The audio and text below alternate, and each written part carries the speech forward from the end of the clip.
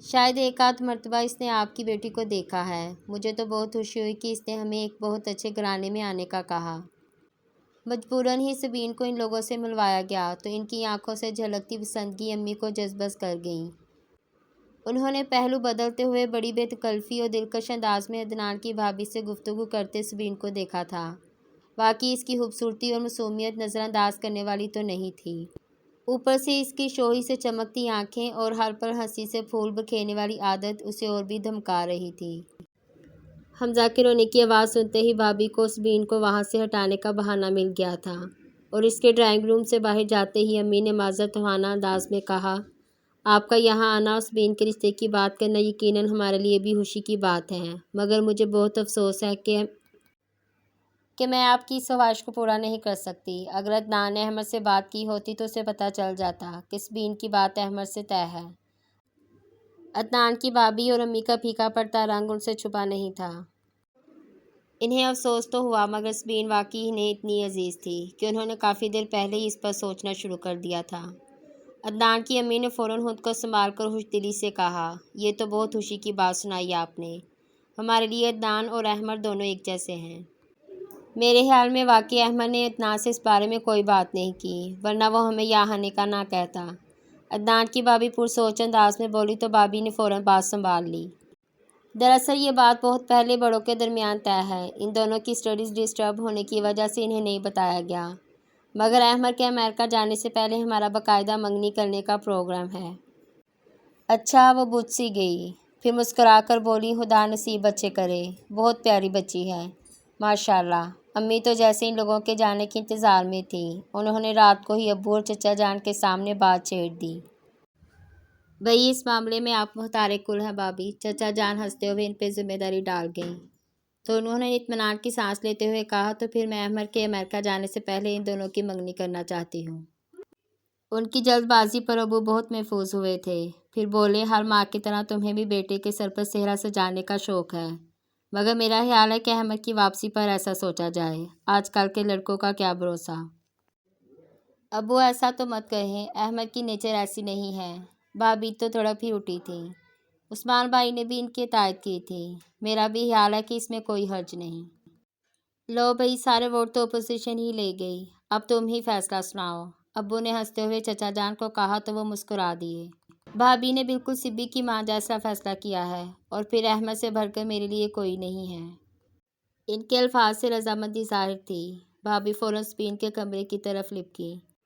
وہ پینسل تھامے محویج سے پیپر پر کوئی اسکیچ بنا رہی تھی۔ بھابھی نے اس کے شانے پر سے جھانک کر دیکھا تو لمحہ بھر کو دنگ رہ گئیں۔ وہ بڑی مگن ہو کر احمد کے نقوش کو کاغذ پر منتقل کر رہی تھی۔ انہیں چند دن پہلے کی گفتگو یاد آئی، کیسے ان دونوں نے گھما پھرا کر چٹکیوں میں اڑا دیا تھا، تو مجھے بیوقوف بنایا جا رہا تھا۔ وہ کچھ سوچ کر مسکراتی ہوئی پیچھے ہٹی، پھر قدرے کھنکھاری تو وہ بے تحاشا گھبرا گئی۔ اوہ بھابھی، آپ! فوراً فائل بند کر دی۔ بھابھی اس کے پاس کارپیٹ پر بیٹھ گئیں۔ کیا کر رہی ہو؟ کچھ نہیں، یوں ہی لائنیں کھینچ رہی تھی، الٹی سیدھی۔ وہ جھوٹ بولنے میں قطعی نکمی تھی، زبان لڑکھڑا سی گئی، کہیں یہ الٹی سیدھی لائنیں آنتوں کی طرح گلے ہی نہ پڑ جائیں۔ بھابھی کو ہنسی آ گئی۔ کیا مطلب؟ وہ سنبھلی تھی۔ مطلب کو چھوڑو، ایک بہت زبردست خوشخبری ہے تمہارے لیے۔ بھابھی کے لالچ دینے والے انداز پر اس کی آنکھیں چمک اٹھیں۔ وہ کیا؟ پہلے یہ بتاؤ کہ احمد سے متعلق تمہارا کیا خیال ہے؟ اس دن بھی تم مکر گئی تھی، انہوں نے بھولے پن سے پوچھا تو وہ بامشکل اپنی مسکراہٹ چھپا سکی۔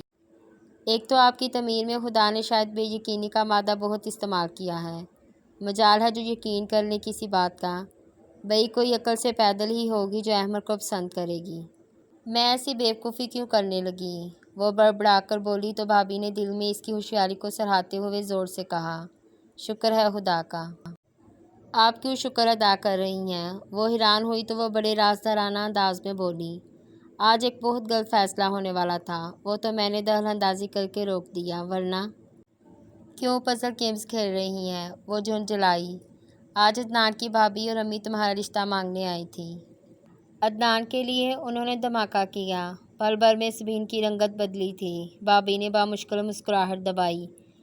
امی تو باضد تھیں انہیں انکار کرنے پر۔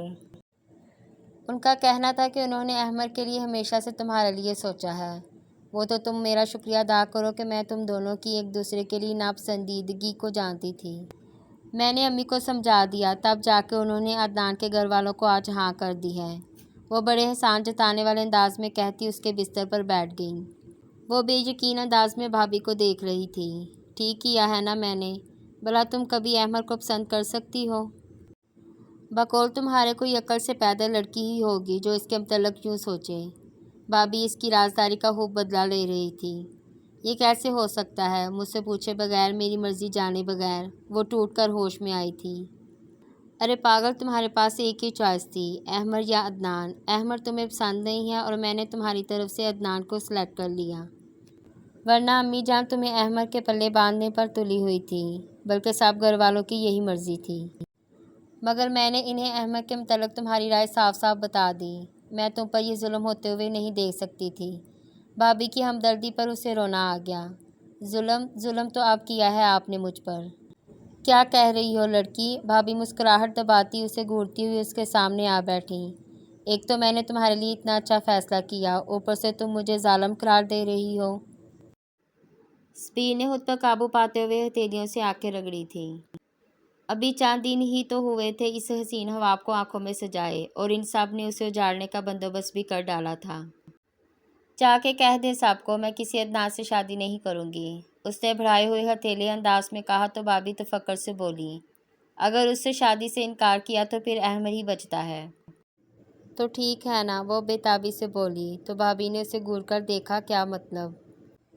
وہ چور سی بن گئی، انگلیاں چٹاتے ہوئے انہیں دیکھا، پھر آگے ہو کر ان کے گلے میں باہیں ڈالتے ہوئے شانے میں منہ رکھ لیا۔ احمد سے اچھا تو کوئی بھی نہیں ہے بھابھی۔ اس کے اعتراف پر ہنستے ہوئے بھابھی نے اسے اپنے سامنے کیا تھا۔ اس کی تمتماتی ہوئی رنگت اور شرمسار سا انداز دیکھ کر انہیں اس پر پیار آ گیا، تو ہم سے ہوشیاریاں ہو رہی تھیں۔ بھائی ہٹو۔ احمد سے اچھا تو کوئی بھی نہیں بھابھی۔ انہوں نے اسے چھیڑتے ہوئے اس کی نقل اتاری، مگر وہ ان کی شوخی سے محفوظ نہیں ہو سکی۔ دل ابھی تک بے ترتیبی سے دھڑکے جا رہا تھا۔ وہ خائف سی پوچھنے لگی، اب کیا ہوگا بھابھی؟ اب تو وہی ہوگا جو منظور خدا ہوگا۔ انہوں نے گہری سانس لی تو وہ روحان سی ہو گئی۔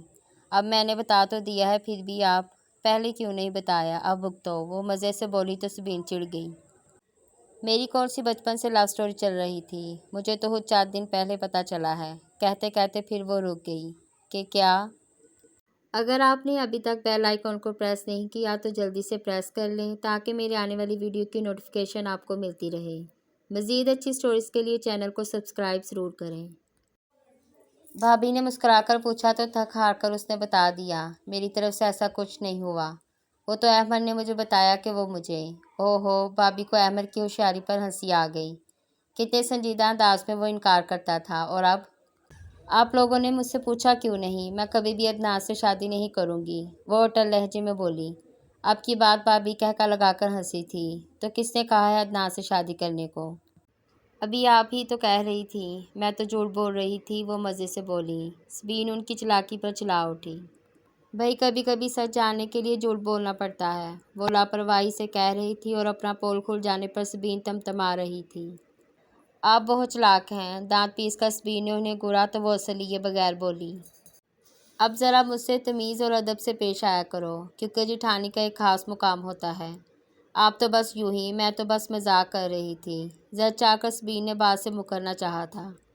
تو اب مجھے جا کر امی کو منع کرنا پڑے گا، وہ تو احمد کے امریکہ جانے سے پہلے رشتے طے کرنے پر تلی ہیں۔ بھابھی نے بڑے تعصب سے کہتے ہوئے اٹھنا چاہا تو وہ ہنستی ہوئی ان سے لپٹ گئی۔ اوہ بھابھی، اس قدر غیر متوقع خبر نے اس کی سانسوں میں ہلچل مچا دی تھی۔ وہ بھی ہنس دی۔ بہت گھنے ہو تم دونوں۔ امی کو کمرے میں داخل ہوتے دیکھ کر اس نے کتاب بستر پر اوندھی کر دی۔ کبھی تو ان کتابوں کے علاوہ کچھ کر لیا کرو۔ امی کے کہنے پر وہ مسکرا دیا۔ ابھی تو یہی زندگی ہے امی جان۔ غلط، زندگی میں اور بھی بہت کچھ ہوتا ہے، وہ اس کے بستر پر سامنے بیٹھتے ہوئے بولی۔ کیا ہو گیا ہے؟ وہ ہنوز سا مسکرا رہا تھا۔ امی نے اسے حفیظ سا گھورا تھا۔ اتنے بھولے مت بنو جیسے کچھ جانتے ہی نہیں۔ خیریت تو ہے نا؟ ان کے انداز پر وہ سنجیدہ ہو گیا۔ آج عدنان کی امی اور بھابھی آئی تھیں۔ انہوں نے چیتے ہوئے لہجے میں کہا تو وہ ہنس دیا۔ اچھا، صبح اشاروں میں وہ کہہ تو رہا تھا، کیا ہوا؟ وہ سبین کے رشتے کی بات کر رہی تھی۔ वो उसकी खुशी पर जुलबुला कर बोले तो उसने इत्मीनान से कहा, हाँ तो सही है ना, अदनान अच्छा लड़का है। हाँ, खराबी तो तुम में ही है बस, वो तंजिया बोली। अहमद तहीर से उन्हें देखने लगा। मेरा क्या जिक्र है यहाँ? क्यों, तुम्हारा जिक्र क्यों ना हो? हम पागल नहीं हैं जो सबीन को बाहर ब्याह दें। वो हुफ्की से बोली। अहमद इनकी बात की गहराई में नहीं जा सका, इसलिए इन्हें राज़ी करने वाले अंदाज में बोला, आप इत्मीनान रखें अम्मी, अदनान बहुत नाइस बंदा है और इसकी फैमिली से तो अब आप भी मिल चुकी हैं। बहुत अच्छा ख़ानदान है इनका। होगा हमें इससे क्या? उनकी बेरूही पर वो हैरान हुआ, फिर बेइख्तियार पूछने लगा, कहीं आपने इनकार तो नहीं कर दिया? ज़ाहिर है इनकार तो करना ही था, मगर क्यों? ऐसी क्या खराबी है इस रिश्ते में? वो वाकई बेहद हैरान था। अम्मी ने उसे टटोलती नज़रों से उसे देखा, फिर आराम से बोली, सिब्बी का रिश्ता तो बहुत पहले ही तय हो चुका था। वाट? अहमद को झटका लगा था। मगर हमें तो चचा जान ने कभी नहीं बताया। इसलिए नहीं बताया कि तुम्हारी पढ़ाई मुतासर ना हो। उनके इस तरह सादगी से कहने पर अहमद को हंसी आ गई। कमाल करती हैं अम्मी, आप भी इस बीन की मंगनी है क्या ऐलान जंग? बस अब तुम्हारे जाने से पहले ये रस्म अदा हो जाएगी। वो अटल अंदाज में बोली तो वह हैरत से पूछने लगा, मगर वो है कौन? किसके साथ मंगनी हो चुकी है? और कौन हो सकता है? मैं तो बहुत पहले सोचे हुए थी। आज बाकी घर वालों से भी रजामंदी मिल गई है। तुम्हारे चचा जान तो बहुत खुश हैं। वो तो वैसे भी तुम्हें बहुत चाहते हैं, वो बड़ी सरशारी से कहती अहमद का सब्र आजमा गई। मगर कौन? किससे? भाई तुम्हारे अलावा कौन है इस घर में? हमने तो तय कर लिया है कि सिबी ही तुम्हारी दुल्हन बनेगी। वह इत्मीनानियत से बोली तो अहमद जैसे करंट खाकर उठ खड़ा हुआ। क्या कह रही हैं आप? है ना खुशी की बात? वो मुस्कुराया। शुक्र खुशी की बात है। वो तिलमिलाया। और आपसे किसने कहा है कि मैं इससे शादी करूँगा? कहना किसको है, बस हम सबको वो पसंद है। वो इसी अंदाज में बोली तो वो दांत पे दांत जमा कर रह गया, फिर बोला, मगर मुझे वो पसंद नहीं। इसकी बात पर अम्मी उसे बेयकीनी से देखने लगी। तुम्हें कौन पसंद है? वो झुंझलाया। ये कब कहा मैंने कि मुझे कोई और पसंद है? मगर सबीन भी मुझे पसंद नहीं है। उसने इनकार किया, जो अम्मी को नागवार गुजरा। फजूल बातें मत करो, इस जैसी तो ढूंढने से भी नहीं मिलेगी तुम्हें। मैं पागल नहीं हूँ जो इस जैसी ढूंढने निकल खड़ा हूँ। उससे अच्छी बड़ी पड़ी है दुनिया में। वो सुलगा था। उस गैर मुतवक्का खबर ने तो दिमाग ही घुमा डाला था। वो सोच भी नहीं सकता था कि एक ज़रा सा मजाक नसीहत बन जाएगा। तुम्हारे अमेरिका जाने से पहले हम तुम दोनों की मंगनी की रस्म अदा कर देंगे, ताकि मज़ीद रिश्ते ना आए। वो बड़े इत्मीनान से तबादला ख्याल कर रही थी, जैसे वो लव एंगेजमेंट करने चला हो। अम्मी प्लीज़। वो सच होकर इन्हें टोक गया। बस बाल नोचने की कसर बाकी रह गई थी। मैं फ़िलहाल अपनी स्टडीज़ पर ध्यान देना चाहता हूँ। इन फजूलियात में नहीं पढ़ना चाहता। आप इसके लिए कहीं और रिश्ता देखें, बल्कि अदनान के लिए ही हाँ कह दें। अटल अंदाज में कहा, दिमाग तो ख़राब नहीं हो गया तुम्हारा? तुम्हारे बाप और चचा के सामने मैंने ये बात तय की है और तुम अपना राग कर लाप रहे हो। उन्होंने उसे झाड़ दिया। वो बेबस सा उनके सामने बैठ गया। अम्मी आप अच्छी तरह जानती हैं कि वो मुझे बिल्कुल अच्छी नहीं लगती, और ना ही इसकी और मेरी अहम आहंगी है। जब दोनों मिल बैठोगे तो वो अच्छी भी लगने लगेगी और अंडरस्टैंडिंग भी हो जाएगी। आज तक कभी दोनों ने ढंग से बात की हो तब है ना? उनके अंदाज में कमाल का इत्मीनान था, जो अहमद का इत्मीनान उड़ाए दे रहा था। उनकी बात पर वो जज्बस होने लगा। सहर लगती है वो मुझे। एक आदत भी अच्छी नहीं है उसकी। मेरे बस में होता तो अभी तक मैं उसे शार्ट कर चुका होता। बको मत अहमद, ये बड़ों का फ़ैसला है, अब तुम्हारा कोई इख्तियार नहीं। अम्मी ने संजीदगी से उसे डांटा तो वह गुस्से से बोला, अम्मी मेरी ज़िंदगी पर मेरा कोई इख्तियार नहीं? वाह क्या फ़ैसला है। शर्म करो, बैठे बिठाए इतनी अच्छी लड़की मिल रही है और वो तुमसे हज़ार दर्जे बेहतर है। अम्मी को इसका नाशुक्रापन बिल्कुल नहीं भाया था, सो लताड़ दिया और वो भुना कर रह गया। अम्मी खुदा के लिए आप अच्छी तरह जानती हैं कि मेरा और इसका कैसा रिलेशनशिप है। मुझे ऐसी लापरवाह और गैर जिम्मेदार लड़कियां जहर लगती हैं। शादी से पहले तमाम लड़कियां ऐसी ही होती हैं। जिम्मेदारियां तो शादी के बाद पड़ती हैं, फिर खुद बहुत जिम्मेदारी का एहसास हो जाता है। अहमद को पूरा यकीन हो रहा था कि अम्मी ये शादी करवा कर ही रहेंगी, और यही ख्याल उसे जलते तवे पर बिठा रहा था। भला सबीन और मैं, ला हौला वला कुव्वत। उसने बहुत ज़ब्त लहजे में अम्मी के हाथ अपने हाथों में थाम कर कदरे इजाज़त भरा अंदाज अपनाया। अम्मी आप लोग क्यों मेरी लाइफ डिस्टर्ब करने पर तुले हैं? وہ میرے معیار کی لڑکی نہیں ہے۔ آپ جانتے ہیں کہ میں کتنے معمولی برداشت کا مالک ہوں۔ لمحوں میں وہ مجھے چٹھا کر رکھ دیتی ہے۔ اندازہ کر سکتی ہیں آپ کے بعد کیا ہوگا؟ کچھ نہیں ہوگا احمد، بچے یہ معصومیت شادی سے پہلے تک ہی ہوتی ہے۔ دیکھنا دنوں میں وہ تمہارے روپ میں ڈھل جائے گی۔ امی نے بڑے پیار سے اس کے بالوں میں ہاتھ پھیرتے ہوئے گویا اسے پکارا تو وہ کوفت کا شکار ہونے لگا۔ معلوم نہیں آپ کن خوش فہمیوں میں گھیری ہیں۔ اب بس کرو احمد، وہ کوئی غیر نہیں جس کے متعلق تم یوں بات کر رہے ہو۔ اور اگر اتنا ہی اعتراض ہے تو باپ اور چچا کو انکار کر رہا ہو، میں بیچ میں نہیں پڑوں گی۔ امی کی چلاکی بھری حفکی پر وہ سلگ کر رہ گیا۔ جانتی تھی کہ یہ کام وہ کبھی نہیں کر سکتا۔ ایسا سلوک تو آپ لوگ گاؤں میں بھی اپنی لڑکیوں کے ساتھ نہیں کرتے جیسا آپ لوگ میرے ساتھ کر رہے ہیں۔ کم از کم میری رائے تو پوچھ لیتے۔ تو کون سا شامیانے لگ گئے ہیں؟ ابھی تو پورا 1 ہفتہ پڑا ہے منگنی میں، جا کر اپنے ابو کو اپنا فیصلہ سنا دو۔ ہم نے کون سا شعر میں منافی کروائی ہوئی ہے؟ وہ بے روحی سے کہتی اٹھ کھڑی ہوئی تو وہ بے بسی سے مٹھیاں بیچ کر رہ گیا۔ ایک مسلسل بے چینی اور کوفت کا شدید احساس تھا جو اسے ابھی تک ایک جگہ بیٹھنے نہیں دے رہا تھا۔ امپاسبل، اس نے ادھر ادھر ٹہلتے ہوئے نفی میں سر ہلایا تھا۔ پاگل ہی ہوگا جو اس سے شادی کرے گا۔ تھک کر وہ بستر پر نیم دراز ہو گیا۔ سبین کی تمام بدتمیزیاں اور شوخیاں اس کے ذہن میں دوڑ رہی تھیں۔ وہ کبھی بھی نہیں بدل سکتی۔ بہت سلگتی ہوئی سوچ ذہن میں ابھری تھی، مگر ساتھ ہی دوسری سوچ کی ملائم سی لہر نے اسے ٹھنڈا کر دیا۔ مگر پچھلے 1 ہفتے سے وہ بدل گئی ہے۔ وہ قدرے حیران ہوا، پھر لمحہ بھر کو سوچنے لگا کہ وہ کیوں بدل گئی ہے۔ جب سے میں نے اسے اظہار محبت کیا ہے تب سے۔ اس کی سوچ پھر سے رواں ہوئی تھی۔ اگر وہ اظہار محبت سے ہی اتنا بدل سکتی ہے تو پھر جب میری مکمل توجہ اور محبت ہوگی تب، ہے نا بکواس۔ اس نے کروٹ بدل کر کتاب اٹھائی مگر ایک لفظ بھی پڑھ نہیں پایا۔ یہ خبر اس قدر غیر متوقع تھی کہ وہ ابھی تک بے چینی کے سمندر میں خود کو گھیرا ہوا محسوس کر رہا تھا۔ کیا میں جا کر ابو کو صاف انکار کر دوں؟ مگر ان کے سامنے بات کر لینا بھی غنیمت ہے۔ خود اپنی شامت بلوانا تو پھر؟ امی تو جیسے ایسے اپنی انا کا مسئلہ بنا بیٹھی ہیں۔ اس نے اکتا کر کتاب بند کر دی اور سکون کی خاطر آنکھیں موند لیں۔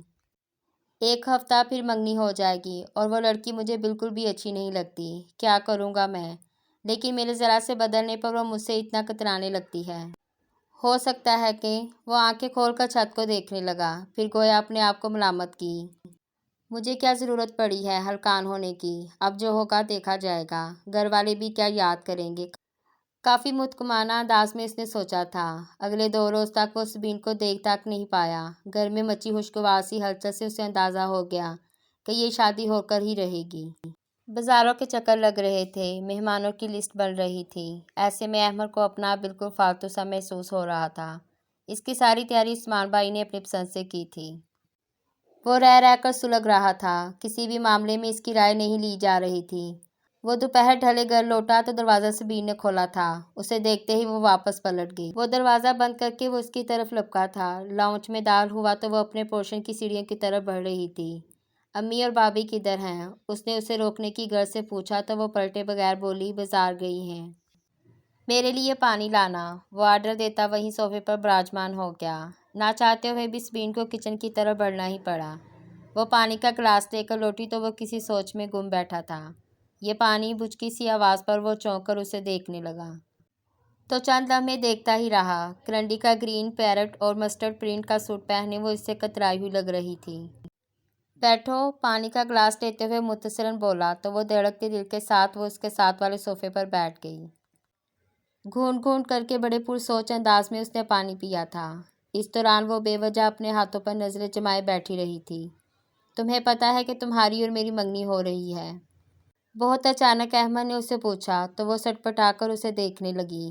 اس دوران جو رنگ اس کے چہرے پر پھیلے تھے وہ احمد کو ثانیہ بھر کے لیے الفاظ بھلا گئے تھے۔ کیا تم نے ایسا کچھ کہا تھا گھر میں کسی سے؟ خود کو سنبھالتے ہوئے وہ پوچھنے لگا تو اس کی آنکھوں میں حیرت سمٹ آئی۔ اس نے الجھ کر نفی میں سر ہلایا تھا۔ تو پھر یہ فیصلہ کیسے ہو گیا؟ وہ تلخی سے بولا۔ میں کیا کہہ سکتی ہوں؟ وہ پہلو بچاتے ہوئے نظر جھکا کر بولی تھی۔ عدنان میں کیا خرابی تھی جو اسے انکار کر ڈالا؟ اچھا بھلا رشتہ موجود تھا، پھر یہ نیا فساد ڈالنے کی کیا ضرورت تھی؟ اس کی خفگی اب سبین کی سمجھ میں آئی تھی۔ وہ بے یقینی سے اسے دیکھنے لگی۔ مگر یہ سب تو تم بھی چاہتے تھے۔ شرم و حیا کو بالائے طاق رکھتے ہوئے وہ چھپتے ہوئے انداز میں بولی تھی۔ میں چاہتا تھا۔ وہ تمثیلانہ انداز میں ہنسا۔ میں تو جیسے تمہارے فراق میں مر رہا تھا۔ سبین تحیر سے اسے دیکھنے لگی۔ ابھی چند دن پہلے تو وہ اسے اپنی محبت کا یقین دلانے میں لگا رہتا تھا، اور اب یوں لگ رہا تھا جیسے منگنی نہیں اس پر ظلم ہو رہا ہو۔ کیا کہنا چاہتے ہو تم؟ بہت سنجیدگی سے اس نے پوچھا تھا۔ میں تمہیں صرف یہ بتانا چاہتا ہوں کہ یہ منگنی صرف گھر والوں کی مرضی کا نتیجہ ہے۔ اس کی غیر متوقع بات پر چند لمحوں تک وہ اسے بے یقینی سے دیکھتی رہی، پھر بہت واضح لہجے میں بولی، اور وہ سب جو تم مجھے کہتے رہے ہو، وہ تمہارا دماغ درست کرنے کا واحد حل تھا۔ وہ بہت اطمینان سے بولا تو سرخی کی لہر سبین کی رنگت بدل گئی، مگر ساتھ ہی غصے کی تند و تیز لہر نے بھی اسے اپنی لپیٹ میں لے لیا۔ کتنے آرام سے وہ اسے بیوقوف بنانے کا اعتراف کر رہا تھا۔